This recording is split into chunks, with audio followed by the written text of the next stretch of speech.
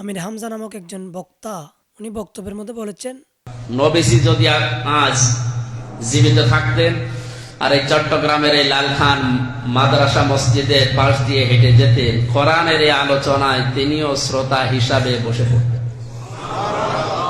নাউজুবিল্লাহ। অথচ আল্লাহ তাআলা আমাদের নবীকে কি বলেছেন, আর ওই বক্তা কি বলেছেন দেখেন। সূরা বাকারা শরীফের 151 নম্বর আয়াতের মধ্যে আমাদের নবীর একটা বৈশিষ্ট্য এখানে তুলে ধরেছেন, যেটার বিপরীত কথা আমির হামজা বলেছেন। এখানে বলা হচ্ছে, কামা আরসালনা ফিকুম রাসূলান মিনকুম, তোমাদের মধ্য থেকে আমি এমন একজন রসুল প্রেরণ করেছি, ইয়াতলু আলাইকুম আয়াতিনা, আমার আয়াতকে তোমাদেরকে শিক্ষা দিবে, ওয়াইউযাক্কিকুম, তোমাদেরকে তাসকিয়া করবে, ওয়াইউআল্লিমুকুমুল কিতাবা, আমার কিতাবকে তোমাদের কাছে শিক্ষা দিবে। এটা হচ্ছে রসুল পাকের একটা বৈশিষ্ট্য।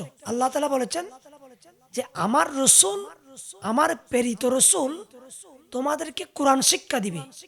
আর আমির হামজা বলছেন রসুল্লাহ নাকি ওনার আলোচনা শোনার জন্য বসে যাবে। নাউজুবিল্লাহ। অথচ দেখুন হাদিসে পাকের মধ্যে ইমাম ইবনু মাজা 229 নম্বর হাদিসের মধ্যে রসুল পাকের একটি হাদিস নকল করেছেন। রসুল বলেছেন, ও ইন্নামা বুইস্তু মুআল্লিমান, আমি দুনিয়ার জমিনে প্রেরিত হয়েছি শিক্ষক হিসেবে, ছাত্র নয়।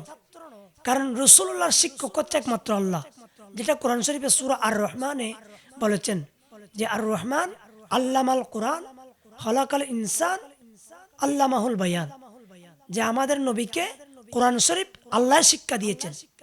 সুতরাং রসুল্লাহকে ছাত্র বানানো, রসুল্লাহকে আমির হামজার আলোচনা শোনার মতো এরকম একটা কথা আমির হামজা যে বলেছেন, এটা যদি রসুল পাককে খাটো করার জন্য বলে থাকে, তাহলে উনি নিশ্চিত কাফের হয়ে গেছেন, নিশ্চিত কাফের।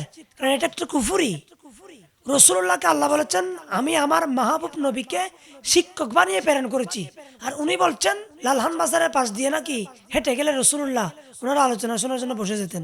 নাউজুবিল্লাহ। এটা একটা শানের রেসালাতের মধ্যে একটা তৌহিন করা, তৌহিনের রেসালত, তৌহিনের নবুয়ত।